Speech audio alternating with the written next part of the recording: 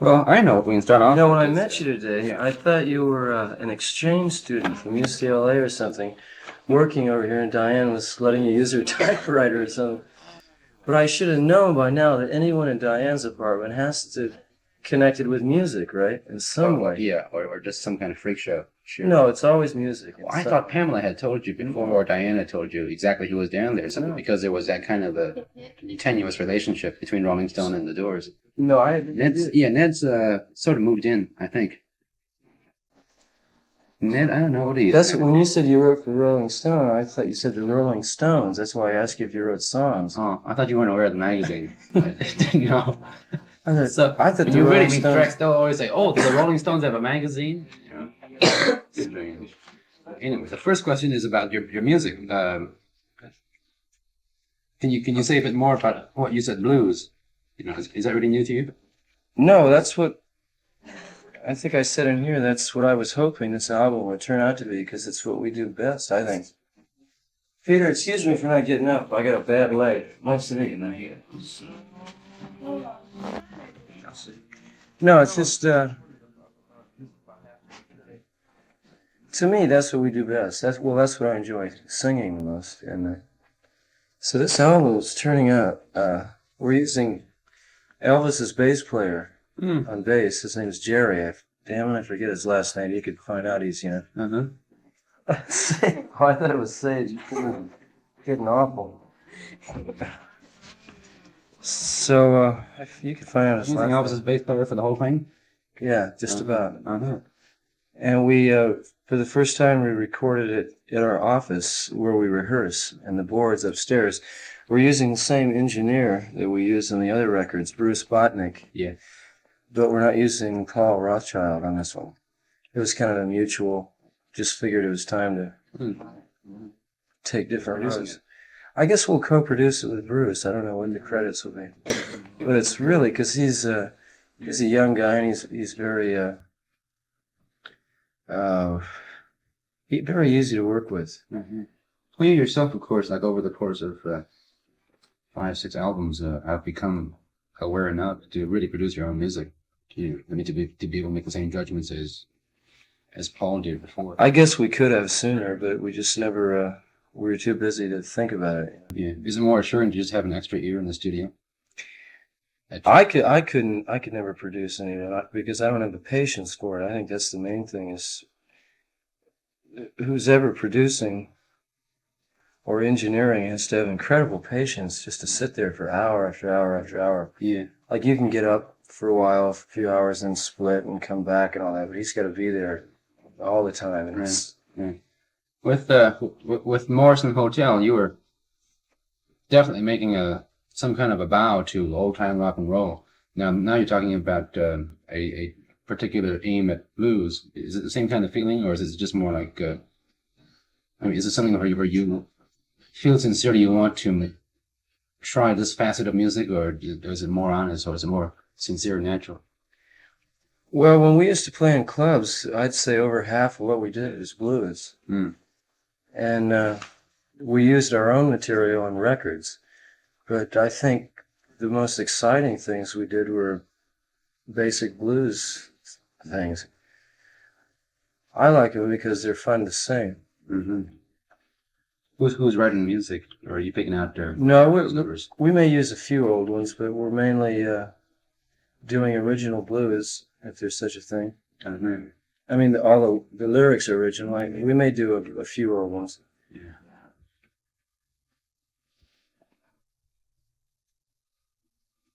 So, what kind of schedule do you have right now? Do you have a definite tour thing you want to set up soon?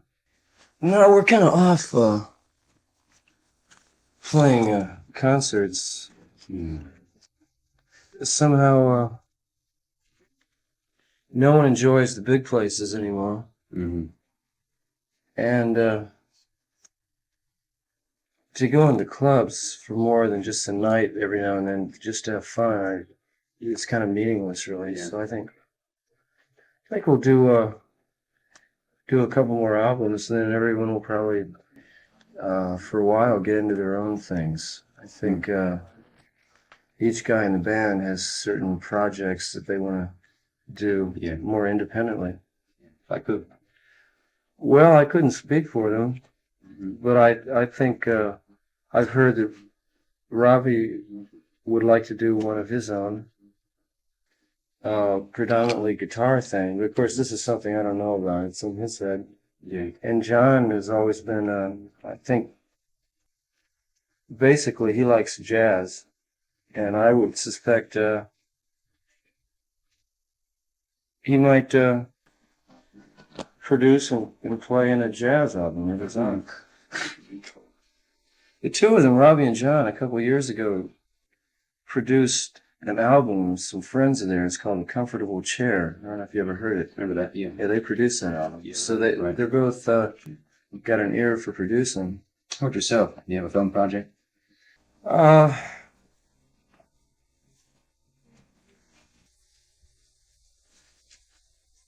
I guess that's what I've always really wanted to do, even more than being in a band, was to work in films. And I'd like to write and direct a film of my own. You haven't written. Well, it's all in my head. Uh-huh. But I do, I have a film I made, which hasn't been seen very much.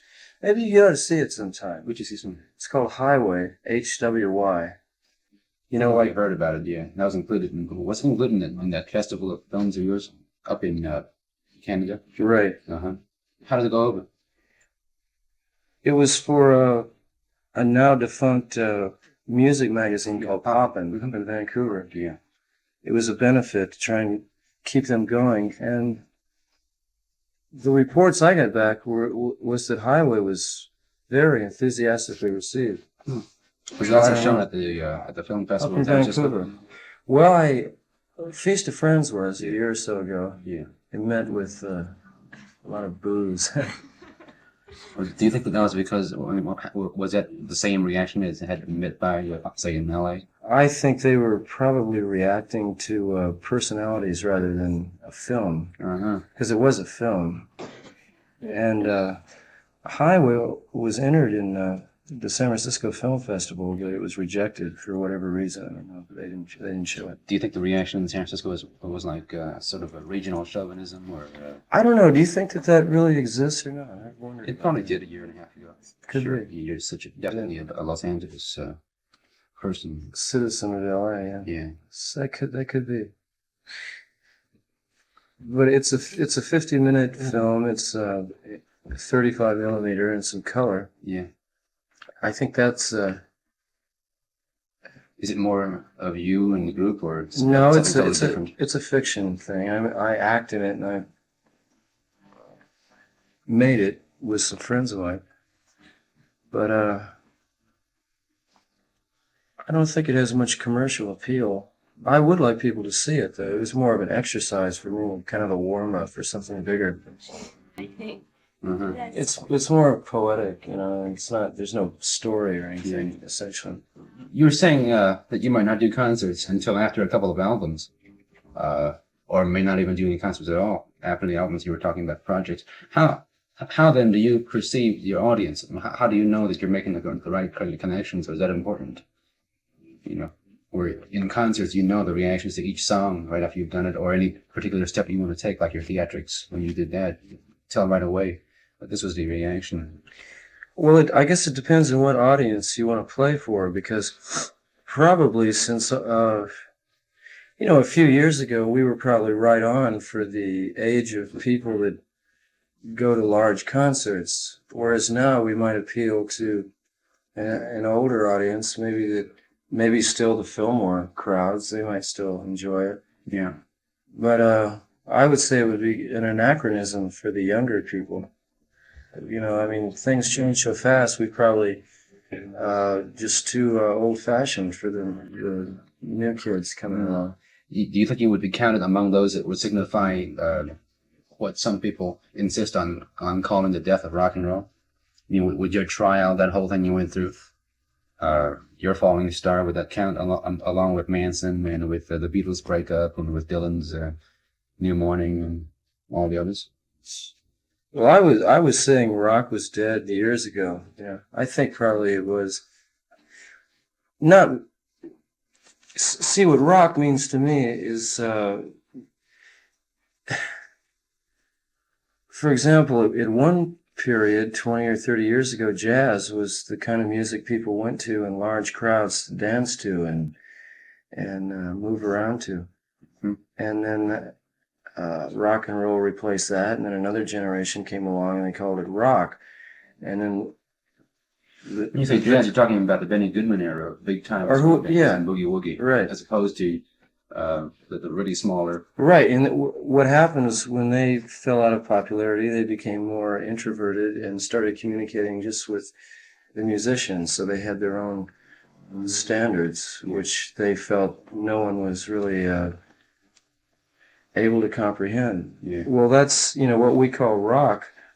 The new generation of kids that will come along in a few years will swarm together and they'll have a new name for it. Yeah, It'll but- be the same. It'll be just the kind of music that people like to go out and get it on to. I don't know, because back in the boogie woogie days, or the 30s or 40s or the 50s, the music didn't generate, or didn't become a symbol of a whole new culture or subculture or a generation. Whereas now the audience seems to be much more than an audience. It's a whole real way of life and approach to living. But each generation wants new symbols, new people, and new names for what they want to divorce themselves from the preceding generation. So they won't call it rock. They'll invent some new name for it. Don't you think? Do you still think that rock is alive and going to? Oh no, not necessarily. Not in the way that it was when the Doors first came on, or at your zenith. That can't be alive anymore, simply because the audience everybody's moved on to a whole new thing. Not necessarily the whole new thing, which means a whole new show, but a different level. Generally, the audience expanded so fast that you couldn't possibly hope to keep that kind of general appeal to everybody. You had to start to select certain segments and hope that you're satisfied with yourself. But don't you see a cyclical thing? Every 5 or 10 years, everyone comes together and swarms, and they break apart and they come Oh, back. sure. Just as even just since the history of rock and roll music, there have been dips, declines, and there was just absolutely nothing happening, total vacuum. Except that I think that in the last 4 or 5 years, there's been much more importance ascribed to rock and roll that wasn't there. Like rock and roll was just shrugged off by most people, and even the kids didn't take it very seriously as an art form. It was music to dance to, but it wasn't music to think to, and march to, and to discuss. But still, when you think about rock, it's a definite 4/4 physical body movement trip. It's not mind music, I don't think. I mean, for example, if you couldn't understand the words, there'd still be everything there to react to. Mm-hmm. The Grand Funk Railroad. So they have the. I've never heard them. Yeah. Why does it say you're reforming? Is there something with your general line of thought there? Are you now I guess giving up riding airplanes and? I guess that was the. I doubt if the writer thought of that. It was probably the headline writer, like in a paper. They have a guy that just writes headlines. No. Are you still considering yourself the Lizard King, or? I guess that I just. What I was trying to say in that was years ago, and even then it was kind of ironic. I meant it ironically. It wasn't meant. There's a good part in that interview that says that whole thing was done tongue in cheek. Was it the celebration of the lizard? That part? Something like Well, half tongue in cheek. half tongue in cheek. And everybody thought it was like so serious, It's like. Well, it's an easy thing to pick up on. Was it a reaction to people taking you too seriously? I just thought everyone knew that it was ironic, but apparently they thought I meant it. Yeah. What does this kind of reaction to the blues in San Francisco, or the people who sort of shrug off your poetry, does that make you just want to do it even more? Do you have the book of poems yet? I should have brought one down. Yeah, well, mention that to me the first time I I met should have you. brought one down. Yeah. And American Prayer, too. See, you should read that, because the guy states in the beginning that he expected to see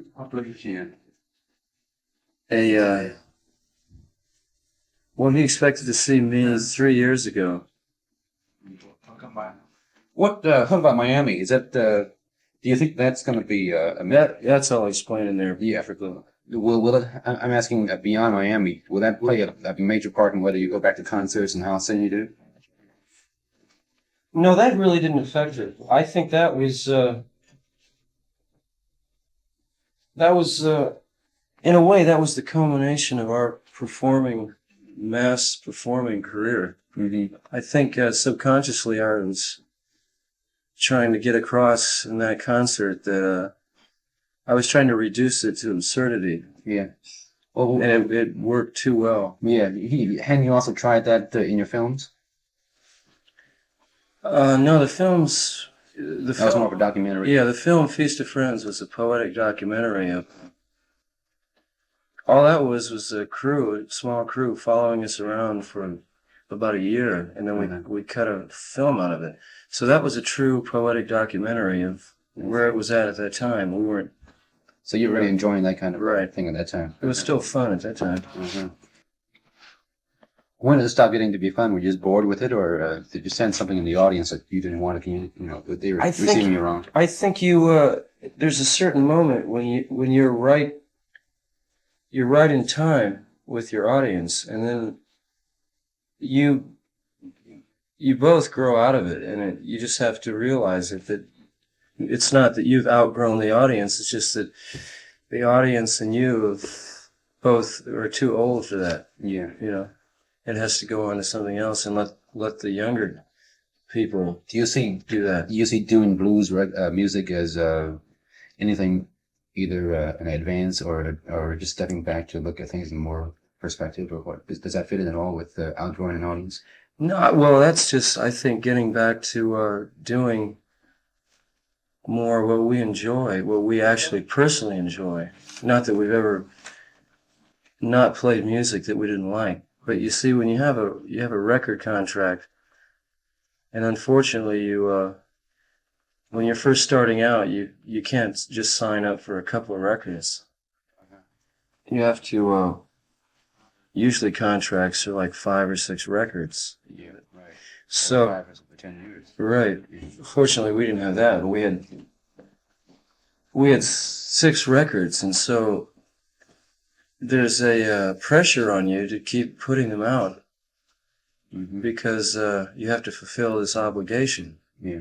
I mean, there are ways to get out of it, but that means the death of the group. You know, you have to reform and go somewhere else under a new name or something. How much longer do you have with Electric? Well, we're at work on our last album for them.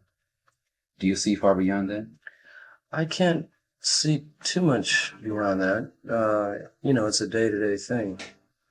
I think we're at this album, we're at kind of a crossroads in our career. Yeah. And so, you know, we'll know within the next 5 or 6 months what the future will be. Mm-hmm. How about Robbie and John? Would they want to stay with the label? It's really no beef with the label at all. Yeah. Because I'm sure as record companies go, I've never been on another one, but I'm sure they're just as good as any other one. It's not, you know, it's not a quarrel with them. Right. No, it's just more like yourselves, where you stand. So what this album will be is kind of, it's not a return to anything or falling back into some older kind of music. It's mainly thinking about what we enjoy and not worrying about the result of it so much. Was there anybody who influenced you in making that decision, physically? Not really. It just, I guess when the audience became something amorphous and, you know, a couple years ago we had a close contact with an audience because we play, you know, 200 days out of the year, something like that. Yeah. And now that we don't, the audience is something, it's an unknown quantity. We have no contact with it. So we have to fall back on ourselves. Mm. Are you, when we talk about films, are you saying strictly films as relating to cinema houses, or are you thinking about video cassettes and that sort of thing too? It could then be a visual record in a way, years from now. No, if I made a film, I would be making it for a movie house because, you know, I'm sure cassettes will, I'm sure, you know, when you think about it, they've probably already replaced television, even though they haven't been marketed yet. Mm-hmm. I mean, once the idea is there, it's already happened, you know. Yeah. But I think people will always have a desire to huddle together in a dark theater and be an audience and react to something as an audience, which you can't do because a cassette will be more like watching TV or listening to an album or reading a book. Uh-huh. But I would be making a film for movie audience, movie houses as we know them. Which would then be used for cassettes anyway. Sure, but I think you know, although movie houses are probably already an anachronism, I can't think of anything else because I've never just seen a cassette. I like the idea of it, but Yeah. Well, of course, the limitations are the size and the cost, and the fact that there aren't probably that many films that you would play as the main times as a record. You know. But economically, to make a film for a movie house would be, now with the advent of cheaper production methods, 16 millimeter and all that, Yeah. it would be this. You'd probably make a film now for a movie house the same as you would if you were making it directly for a video cassette. Mm. I don't think the economic factor would be that much different, Mm-hmm. or the production methods. Yeah. It would probably be a low budget 16 millimeter film.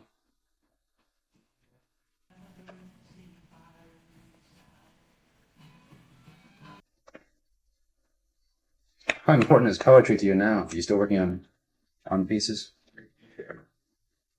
Yeah, actually, this book is more of a collection of aphorisms and notes. Mm-hmm. There are only 5 or 6 really solid traditional poems in it. Mm-hmm. So I don't consider that my career as a poet has really even begun yet. Mm-hmm. Are these just thoughts you jot down on paper bags and? Yeah, keeping notebooks, and then at the end of a few years, you sit down and kind of pick the good ones out. Mm-hmm. This was an interesting thing because this part of the book was written before Jim did anything in rock and roll. Not this whole thing about Shannon and everything. Really But he would have any wine or anything? Beer? That When was was this written? Nothing This was else? written before he did anything in rock, like right after Sure, why not? college. And like, there's already that perception of audiences, and it's amazing because he never, didn't even sing or do anything or write songs when that was done. Mm-hmm. Do they take? Yeah, they take Spirit World. Sure. You know where Barney's is? Yeah. Oh, right there. My favorite part of the book. Like, Oh, great. Here, there's here and there. It's another part about the Lords, which is interesting, which tells about not when they visit, what they do, how they affect art and they change it. I think it was through mission. The second book was written like early, really early in the rock thing. That's why I said that. Actually, all those notes stretch over, from the time I was in college till a few years ago. Mm-hmm. Yeah, we'd like to make an order, please. And she kept asking Jim if they were poems or not. And he kept saying, well, they're no, and he wound up. What's the address here? 8216 8216 Norton Avenue. Norton Avenue. Yeah, it's right near you. He wound up with that they were constructions. It's what's the apartment number? It's on the ground floor of right in the driveway. Just pull in the driveway. Was there a letter or number to this apartment? Well, he needs a. Forever, real skinny and little like that. You get to be like in 27 or 20, and when you get towards there, you're bound to fill out. Most of them do fill out, Oh, yeah? A little bit, sure. If you keep dancing, you don't. Yeah. That's it. Keep exercising. And do you want some potato chips? Yeah, a bag of potato chips. There's not a lot of places to get exercise around here. Maybe you would ride a bicycle, walk. You know, Sure. Yeah. Understand. Why have you gotten fat, Jim? That's the question we're discussing. How have you managed to get so hefty? he says he's fat. Yeah, you filled out a little bit. Yeah. Sure, I'm not complaining. Is there some poetic reason for that? Let's see. I guess it's just a natural aging process. That's what she says. Well, some people though get either real sluggish because of aging, Yeah. static, or they keep running around a lot and stay busy. Maybe it's not being as physically active, but I think it's mainly just, just filling out, Yeah. Some people have that kind of build, Does touring and running around doing that kind of thing, does that make you lose a lot of weight? Yeah, I would say if you performed a lot and sweated a lot and moved around, you'd probably keep trimming. I drink a lot of beer. You still do. Yeah, I suppose you are. Well, when I'm recording, especially, because if you drink hard liquor when you're recording, pretty soon you're so out of it you can't do anything anymore. But beer, it gives you a little energy and you can keep going all night. And beer is really puts on the pounds. Are you? How's the recording coming along? Are you pushing for a particular date to finish it up, or is it very slow? And No, actually, this is probably, since the first album, this is probably the fastest one we've ever done. I hope it works out. Oh, it sounds great. I've heard some of the stuff today, and it sounds great. But we're not, I think, probably finish it up by the end of the month. Someone came in. Stay. Hey. On record. Sir? Hi. Oh my God.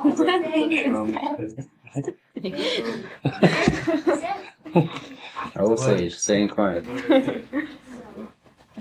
Notice his breath gets real fast. I don't know, but you look familiar. John, this is Jim, Pam, Ben, and Susie. John, how are you? Nice meeting you. How are you? Howdy. And Sage. I always look like someone. No, I have seen you someplace before. But it could be anything. Well, I can't tell if I've seen you before with you laying down. Well, I'll stand up a couple minutes and then you can take it. It's not a nice thing to say to a girl.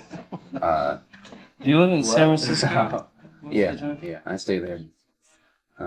What did you do in Miami during the spare time?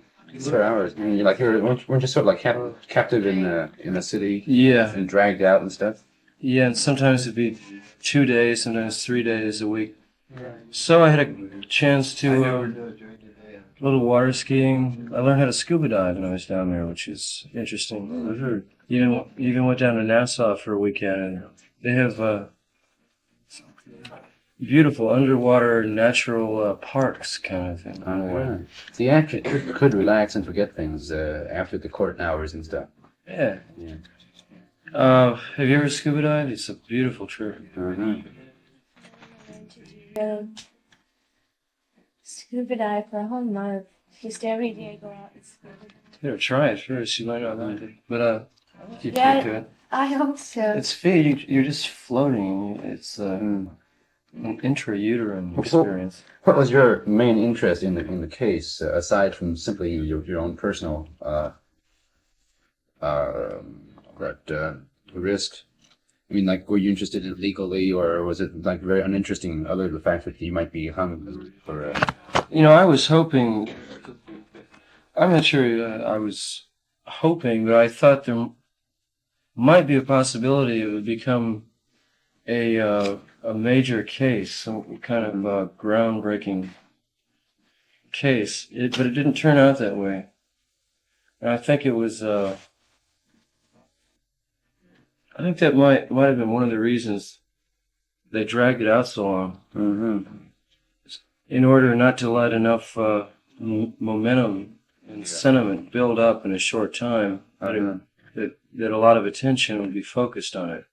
So it actually received very little national attention. There was always coverage down there. Mm-hmm. But in a way, I was kind of relieved because as the case wore on, there were no great ideals at stake. And What grounds were you talking about the possibility of that case breaking?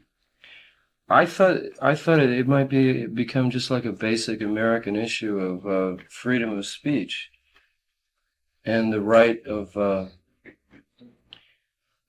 anyone with a personal viewpoint to state their ideas in public and receive a hearing without legal pressure being put on them. But it turned out that And you're talking about free speech in the domain of the artist's expression, yeah, as opposed to, say, what the Chicago 8. yeah, right. Uh-huh.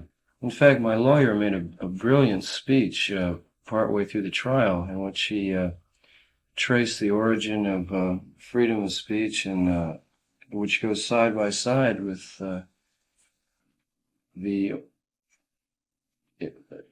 origin of drama, actually. The right of a dramatist to, or an artist to state his views without coming under legal pressure. And it was a brilliant summary of that historical process, but it didn't have any effect on the outcome at all. As he stated cases just recently in Texas where some people put on even street theater, 5 or 6 people in a public thoroughfare. I mean, not in the middle of the street, on a sidewalk or somewhere. They put on a show, an anti-war thing or something, and they were arrested. But they got off on the grounds that it was brutality. What were you talking about? Oh, The idea that about free speech. yeah. Anyway, the First Amendment provides supposedly for freedom of expression, and there's a clause of it which states that any dramatic or public artistic performance comes under this this amendment, which guarantees the right to say anything you want to without fear of being prosecuted. Right. Now, there are many test cases in which that tenet can be proven quite easily. Did the prosecution use a lot of test cases to prove the opposite? The effect of obscenity and that sort of thing? Basically, what they refused to listen to any testimony which would come under that clause. They were prosecuting wholly on a criminal case. Well, Lenny Bruce was prosecuted on a criminal case. What's the difference? Probably no difference. Mm-hmm. I mean, the Bruce was the first that involved a rock and roll festival for youth audience, I suppose, whereas the others were nightclubs or theaters or books. Yeah. Today's. My defense counselors were prepared to plead a whole case on the fact that even if this alleged event did occur, that it did not violate contemporary community standards. Mm-hmm. And they were going to take the jury to see Woodstock, a lot of other films. You know, that was just one because it was a youth audience. Mm-hmm. And during the trial, the production company of Hair opened up in Miami, and they had profanity and full nudity on stage, and there was no restriction as to the age of the audience. Mm-hmm. They let anybody in. Right. But the judge anticipated that, and throughout the proceedings, he refused to allow any testimony regarding community standards. Now, is that really, though, a relevant parallel, though?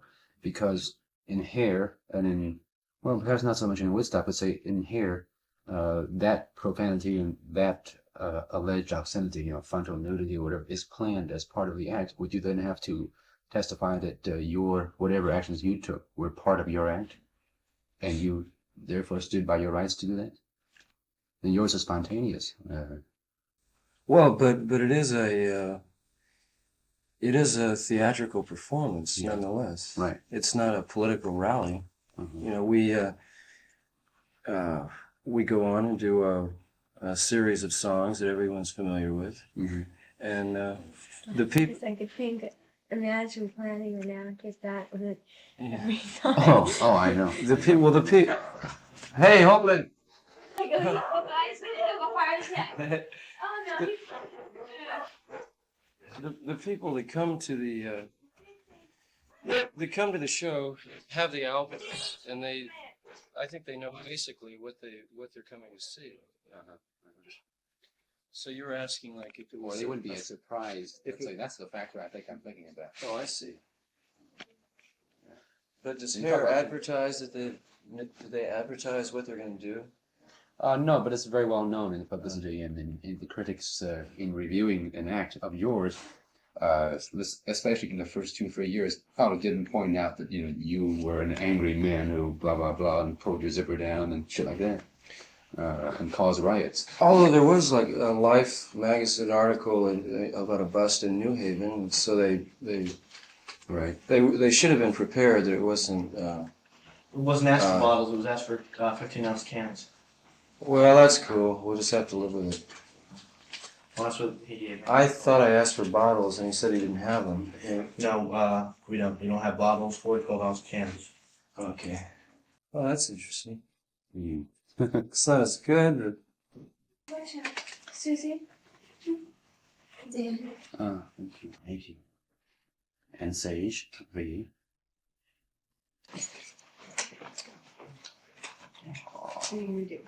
Sure. How about it, Katie? It's Capricorn's man. I suppose that they could have had a point there, but they never even got into that. They refused to. They were trying me purely on a criminal offense. Hmm. Did the jury go along with? Could you detect what the jury thought? There's no way to do that during a trial. It's illegal to Uh-huh. do that. There's no. That decision they came to it sure sounded like compromise. Absolutely. Like they felt you were innocent and wanted to not let you go totally. And had to. I have some court rumor that came to me after the decision, but it wouldn't be right to Right. talk about it this time. You know. But I didn't sign it. Oh, that's all right because this is my receipt. All I have to do is sign it. I don't do this that often, so I'm gonna do it. This is my life. But I'll save that for an article, an essay I hope to write on the trial someday because I kept notes during the whole thing, and so I have a kind of an inside reaction. Thank you very much. All right, you get that too.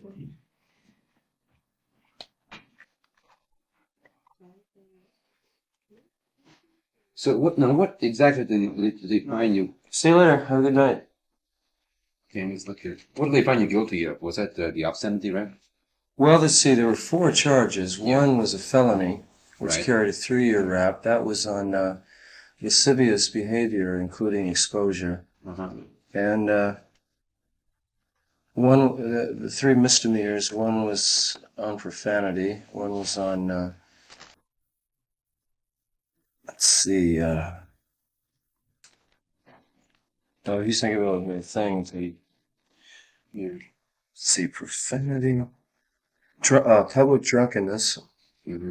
and the other misdemeanor was one that included the exposure charge. It was a separate one, and so constitutionally, right there, they were wrong because you're not supposed to be able to try a person on the same count twice. Mm-hmm. Mm-hmm. Even though they're in separate categories. Right. Anyway, and so on. But one count, the felony included one of the other Uh-huh. counts, and so that's illegal right there. Mm. Well, you could argue that anyway. That's probably one of the motions that we'll put in the appeal. Right. So, well, why wasn't that argued in the process of the trial? I mean, from the very beginning, couldn't you have called for dismissal because of that? Yeah, well, we called for dismissals a score of times, but they were all denied. You see that another interesting thing, the judge who tried the case happened to be up for re-election during the trial. As a matter of fact, he was re-elected toward the end of the trial. That's happened a lot of times too. Has that? Like dope busts, where the judge is just tends to be lenient. You know, he may have been bribed or something, and yet, because this group is only in town for a few days, and he could let him go for $1,000, sure. But then he's up for a trial, and the local community wouldn't stand for it, so he has to give him some kind of a harsh fine or a barely suspended sentence or something. Well, Shall we stop for a minute to have some refreshment? that's probably the kind of injustice that Sidney was talking about. But I don't think it's, I think he was wrong in saying a typical case of Southern justice. I don't think it has anything to do with the region at all. And besides, Miami it's not the deep South, actually. It may have a lot of characteristics of it. But, Who said it was a typical case of Southern justice? Bill. Sidney? But who knows? Because I've never been in a big trial, like, for example, in L.A. And who knows? It might, well, there's a chance that this whole case would have been thrown out the first day in some other city. That was another cause for argument, was that there was no possible way I could have received a fair trial because of the climate of public opinion, which had been stirred up for over a year and a half with probably a newspaper, radio, or TV article every day for a year and a half. In Miami. Yeah. I mean, we have Of course, there were all those decency rallies. Right. Yeah. We have a sheaf of clippings that takes up 2 files from all over the country. Just in Miami alone, there is... He had a very good case of pre-trial publicity. I mean, it's like that. Yeah, obviously. But you know, it was one thing I was interested to observe. We would rush home each day from the trial to watch ourselves on TV. They couldn't film in the courtroom, but showing up and leaving, they'd film it. And hear the reporter's view of what had happened that day. And the first few days, it was kind of the old line policy of kind of what people had been thinking for a year and a half. But as the trial wore on, the reporters themselves, and I guess just talking to me and people involved with the case, the tone of the news articles, not so much, well, even the papers, began to be a little more objective as each day went on. And by the time the issue of the, when I was sentenced and the judge, this was on a Sunday morning, the jury came in with their decision and found me guilty of 2 misdemeanors, the profanity and the exposure, not the public drunkenness or the felony. And he wanted $50,000 in cash that morning. Otherwise, I would have had to go to jail right then. Who? The judge. For what? A bond? Yeah, well, no, for bail. He wouldn't take a bond because he thought, he claimed that I wouldn't come back, you know. Right. But the lawyers pointed out that I'd been back, I'd made about 6 round-trip plane trips, and I'd been down there for over 6 weeks. And, you know, why was he to think that I wouldn't? And what did he say then? Well, finally, when the sentencing came, he gave a little speech to kind of explain why he'd done that, because he came under a lot of criticism from the local attorneys in town. It was kind of a laughing matter, because they're never, I mean, that probably sets a record in the United States for a bail for a misdemeanor. You know, misdemeanors carrying 6 months in jail at the most. Right. And he wanted $50,000. We finally got up the bond. We talked him into taking a bond. You know? Imagine. right in the first storm of publicity about that, did you want to go back and attend the decency rallies and that sort of thing? Go in disguise? I read about it. I was in Palm Springs with some friends making this film, Highway. Mhm. And I read about it in the morning paper. I was really amazed. Mm-hmm. Seemed like a pretty good phony prop up all the way, though. You know, they managed to get a few thousand kids in there, but still. I think it was more like 30,000 people. They broke up in riots and stuff. You know. Well, let's say they have a fairly well-to-do community down there that's kind of removed from the rest of the world in a way, and all of a sudden in their midst is springing up this new lifestyle. People with long hair and smoking dope and talking about love and peace and anti-war sentiments and all, and you know, right in their own town. And they were probably, I think this is probably a reaction stemming out of that, you know, fear of something unknown that was happening right in their own city. Right.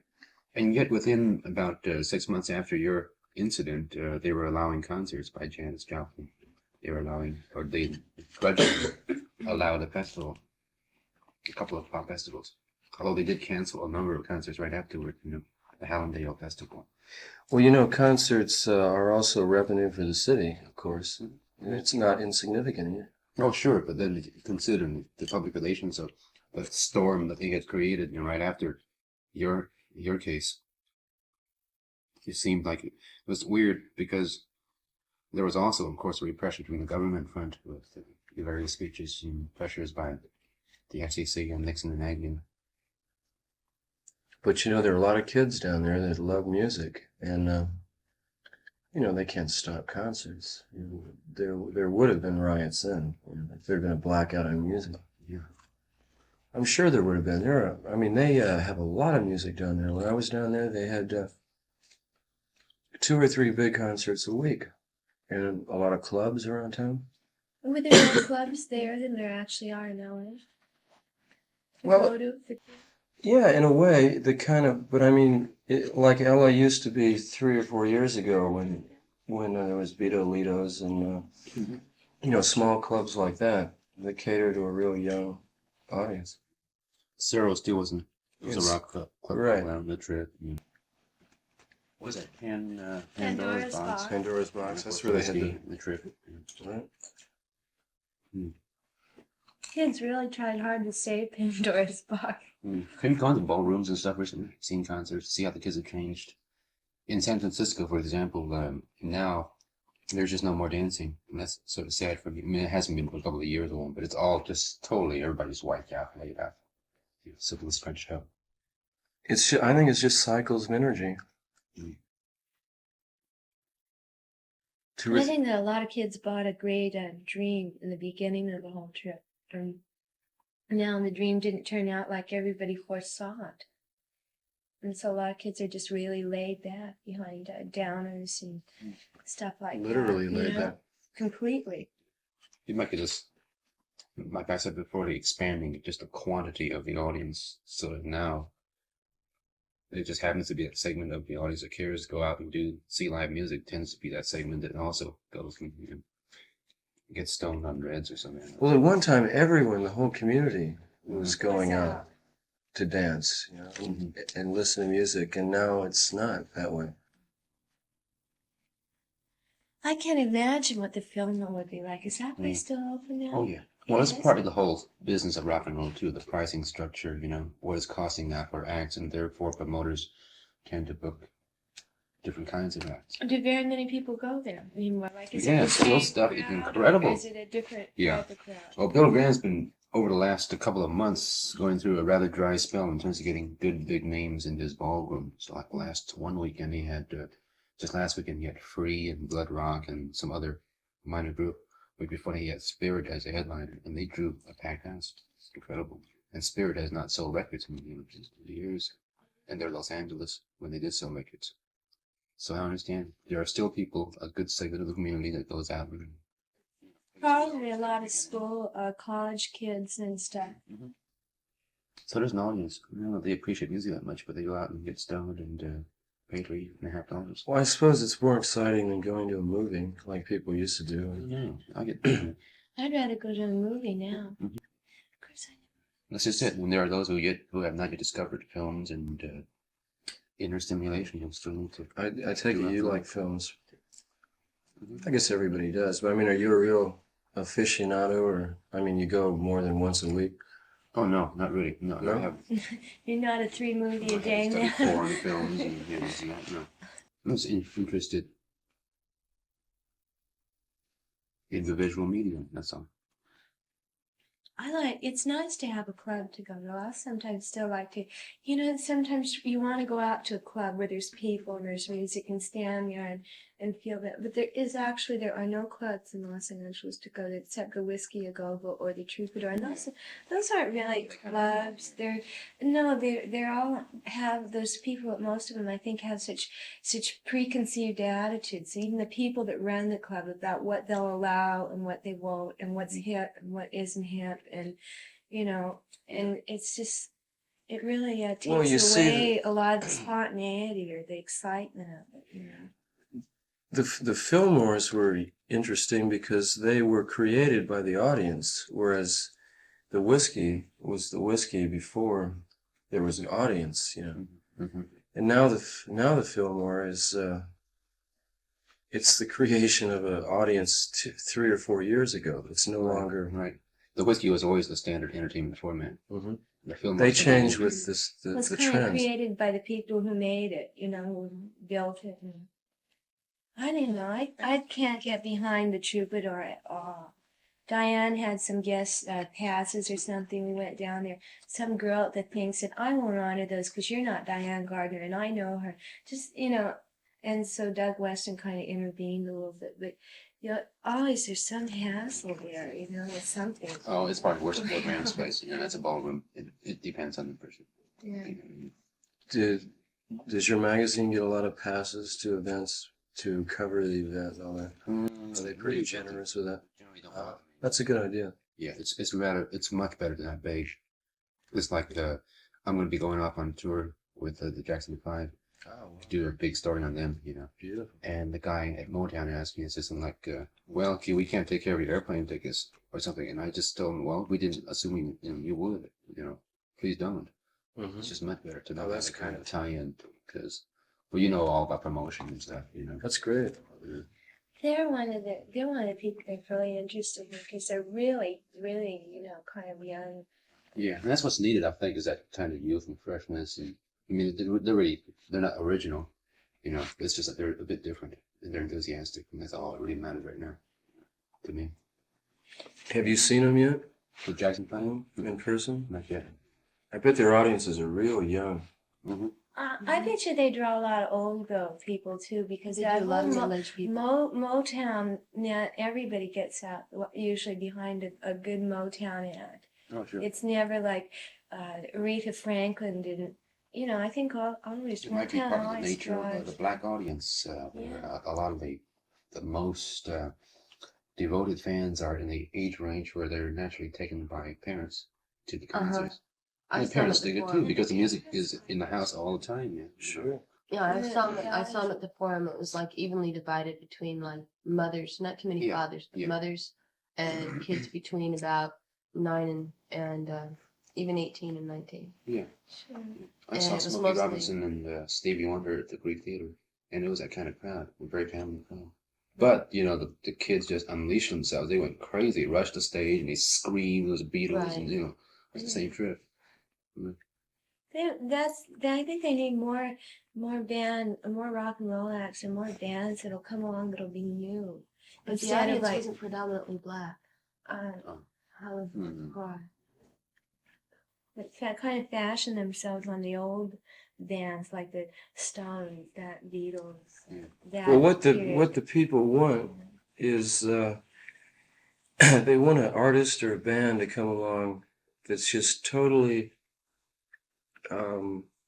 casting aside all the past and all the business associations. They have to give the impression we're doing this for a reason. It's not because we're out here to make a lot of bread off you people, you know. Well, that's Don't you think? No, I don't know because They want to see him drive big cars or something and live well. Yeah. But I think they want to feel that the group is a part of their community rather than something that's being laid on from somewhere else on top of them. Most of the big groups have gone so far that it's always that. Like the Stones when they were here, this huge red for the tickets and everything. I don't know. Again, it comes down to me anyway to fragmentation of the audience. I mean, there are those who will accept Crosby, Stills, Nash and Young as members of the community because they're right on stage and they have the kind of glowing family approach to it. And it's me singing the song for you, or to the 20,000 of you, but still we're singing for you. We're all friends, but there will still be 4 or 5 or 10% of the audience that will think only in terms of 60% of the gross and against 25,000. Rip off, man, 750 ceiling. There will be those who will think along those lines no matter what. I mean, they'll dig the music and buy the albums. Yeah. Then they're part of the fans, but they'll still think along those lines. So it's hard to say that like the Stones are accepted as at one point the vanguard of the revolution because of one song they sang, and yet people don't forget that they swept through the states and wiped everybody out financially. Do you think that the Rolling Stone magazine will evolve into a different type of journalism? I notice you do cover political events and other cultural events, but do you think that the policy will be to make it basically a music magazine? As long as we believe that music is a good basis and a strong force in communication. Yeah, well, we do. If you look, like it's funny. Yeah, right. It's like it's funny when the other magazines who are trying to catch up with Rolling Stone will say things Susie, like, can I have another beer? Rolling Stone has become a trade magazine for the music press, or something. And when you look at the last issue, and John Lennon is not exactly Billboard, We're running fiction pieces now. We're trying to run more poetry. What I think is happening, like even in movies, I was telling Jim, like even before this rush, there's a lot of some movies, some like things about girls again and romance in films and things like that. And right after that, there was a thing on Time Newsweek about this new returns.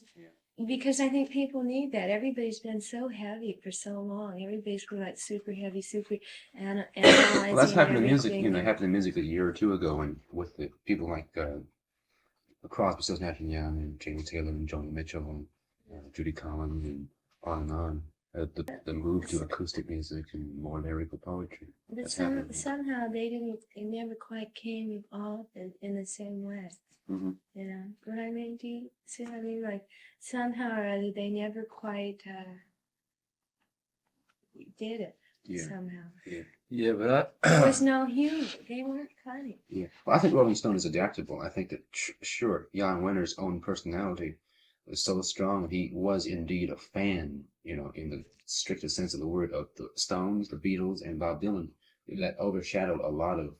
It was just so disproportionate. Whenever Dylan moved his finger, we reported on it. Or the Stones, we covered, sent 14 reporters to Altamont, And the Beatles, when the book came out, we didn't give a little half column. We gave it, the whole issue. We gave a 4-page spread, plus new photos and everything else. Editorial was a special issue, an insert, whatever. So I think that with the passing of time, Jan has come to realize that those are no longer the essentials. he's a young guy, and he's 26 or 24. 24. 25. Just turned I just 25. hope some more Amazing. humor comes into some more humor. I mean, Mhm. I've watched lately, and I think it requires a lot of intelligence to be funny and witty. Yeah, I know. Maybe even more so than to be super analytical. I know. It's just that journalism, that profession requires a certain amount of cynicism. And cynicism always turns into sour humor. And sour humor makes you a target for hate. And therefore, especially with the sensitivities of those artists who are written about, they can't really see the humor as much as the poke. They don't see the little jab as much as the sting. Yeah. We were talking about the heroes in the 20s were the movie stars, and then in the 30s, Fitzgerald, sports Zelda figures. were great heroes during that period. Yeah, but not. weren't I mean, real mass heroes. And then, The musicians were heroes. And I thought it could be, you know, like maybe political activists could be the new heroes. But you know what could be the new hero? I just got a flash.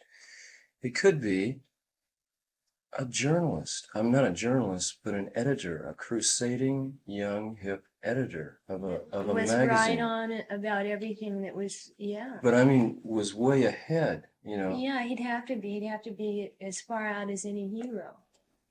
And it's always Well, in I don't know. everything. Like to create a magazine or a newspaper, a new one that was so successful, Yeah. that it could influence the whole world, you know. That could be There's no reason fascinating. it couldn't be done. I don't see it as much different from an artist with a particular vision that is prophetic, or a poet, or a novelist, or a politician. I mean, generally, you're still going to have those who will follow you, but you'll still always have those who will just Yeah, laugh but at you and shrug you off. Poets usually become heroes after they're long gone. Yeah. And with writers, it's with a intellectual crowd. But I mean, you know, everyone reads magazines and Everyone newspapers, just even if rushed they out just to thumb get the through them. first copy just to see what he was into. You know. Well, like I do that with the Rolling Stone and the Free Press and other things. It's like, you just kind of go through it like that. Mm-hmm. You know, you don't really sink into it unless there's some special thing that catches your eye. But if one whole, well, no, you have time. It's just most people are more interested in their own lives Yeah. and the daily facts than they are in widespread cultural phenomena. But Well, if you had a there was magazine, no television, no movies, and no automobiles, you would have a lot more time to read, and then you would probably read like. Well, those people who were interested most in themselves wouldn't probably pick a Rolling Stone then, would they? Except as cultural reflections of themselves. well, just to keep up with what's happening, I guess, you know. And it's there. You know. I like the idea of a journalist that could become like. Not a journalist, I don't think. I think a journalist editor, writer of some type. a publisher, you know, I mean, publishing his own magazine. Oh, that would be. Yeah. Is there anything close to that kind of thing right now? Do you think? Well, Rolling Stone No. could have done that, but to me, they found a successful policy, Yeah. a successful commercial market, and they solidified. Move in. Well, remember the Oracle. Mm-hmm. Of course, that was uncommercial, but if Rolling Stone had stayed flexible, this is not a. Do you think it was possible in this world, the way business dominated the industry and the way with the politicalization of the people who made up the audience? Yeah, that's the trouble because Paranoid here. like Dickens used to edit a newspaper when he was. Yeah. He was all those, Oliver Twist, Scrooge, he wrote all those things. Thank you. And he edited a magazine when he was at the height of his fame. And he was read by everyone in England and all over the world. They had more time to read in those days. Well, they I didn't mean, have TV. When it came, they'd sit down and read it out loud to everybody in the room. That was their records and TV and movies all wrapped into one, you know. Yeah. I can understand your critique of Rolling Stone, but I can also understand why we had to move that way. It's like it's like an survive. artist. It's like a rock artist under contract, you know. I mean, as you get more popular, you get more pressure from the boss to produce another one just like it. You know, let's gain an extra 200,000 sales. Why not? Well, who's the boss? The publisher? Yeah. Oh yeah, it's Jan who decides on this, but it's Well- partly like you get a reaction from, let's say, early in our history, we got very positive reactions. So the only thing that we could do was to expand so we could give more of the same thing to more of the people as it came in. And therefore, you have to be more efficient in order to serve the people, because then these letters come in saying, I haven't got my issue yet, I haven't gotten my free record, and therefore you have to expand the staff to handle that. In order to do that, you have to raise the advertising revenue.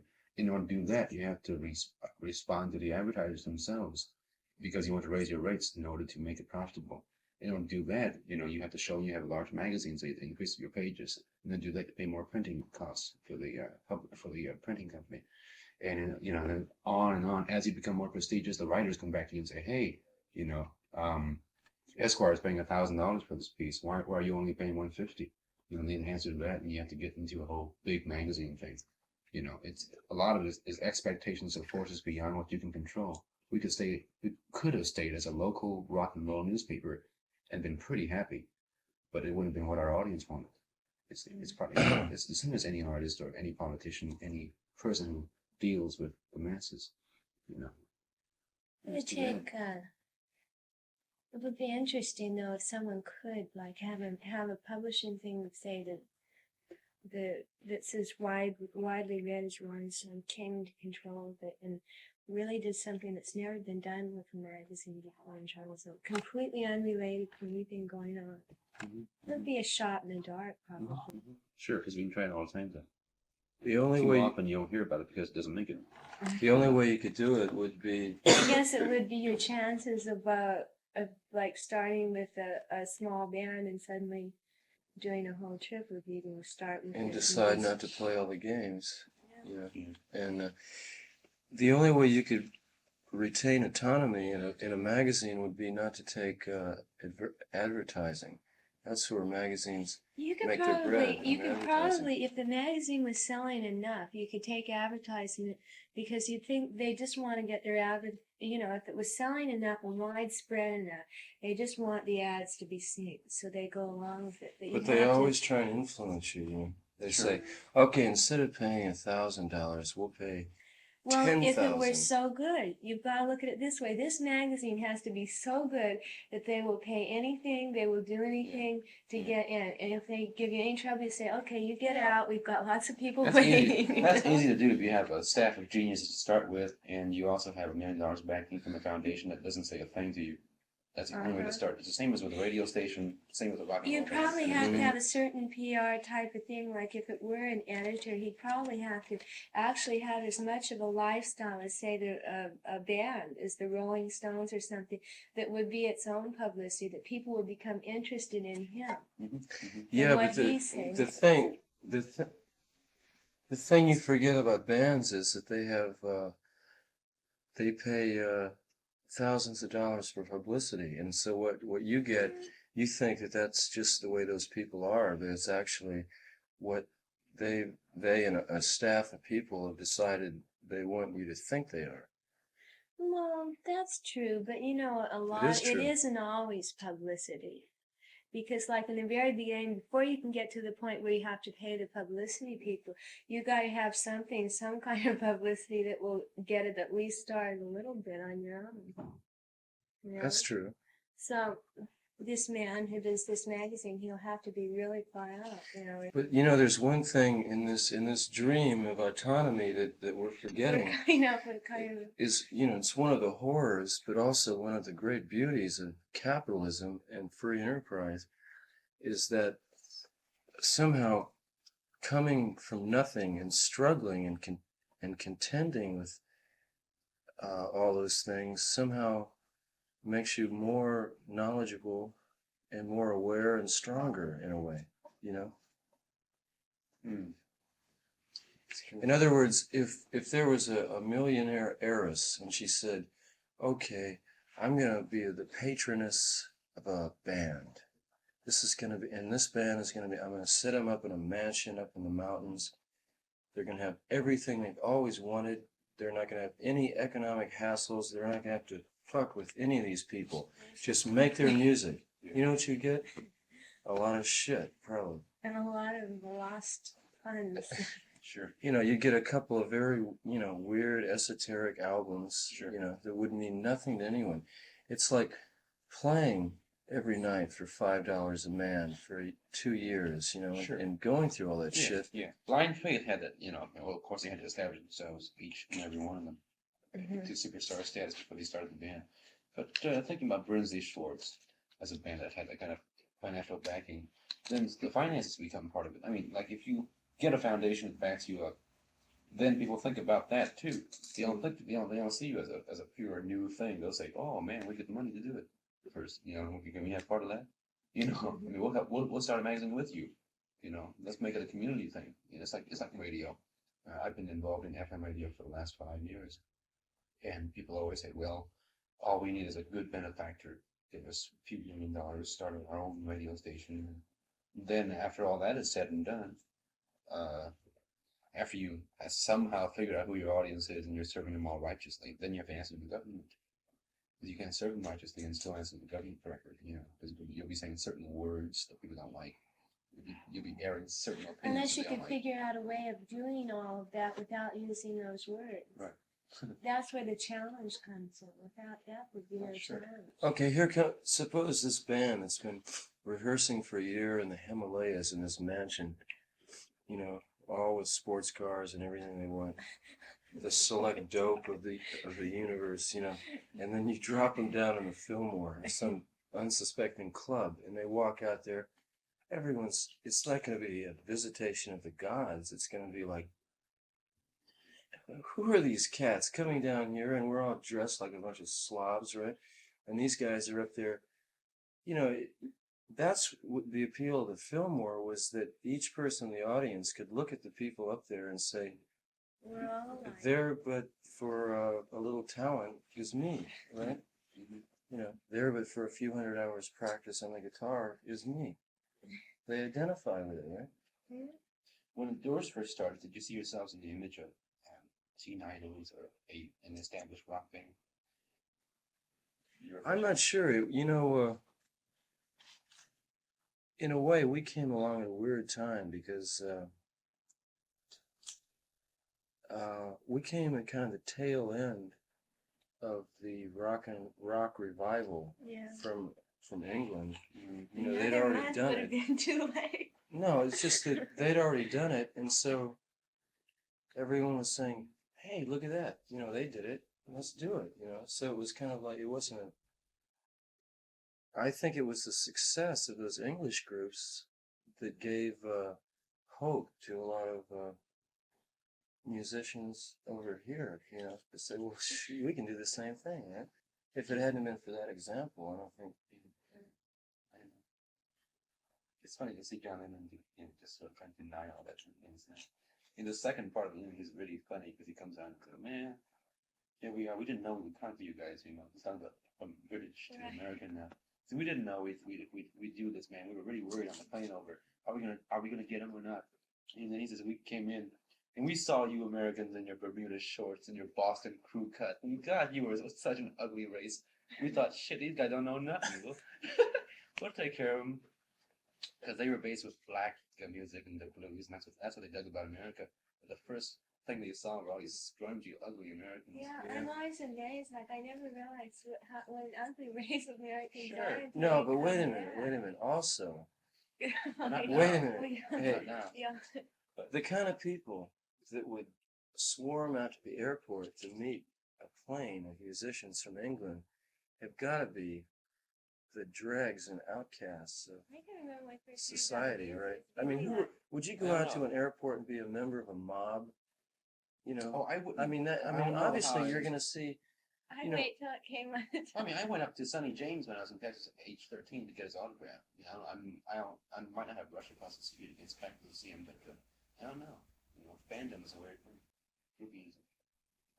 But I mean, those kids. I mean, they may have had their heads in sort of a very acceptable, open way. Maybe if they're just as cool as they are now, as 14-year-olds are now.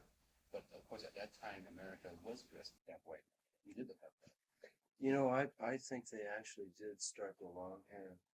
Sure. Yeah. Sure. Because he said that. I mean, I always wanted to like a ducktail or something like that, but I would never imagine having really long hair. Well, that was when I was an adolescent. That was Sure. I mean, that was long hair. Remember how, Leon Russell though, from way back?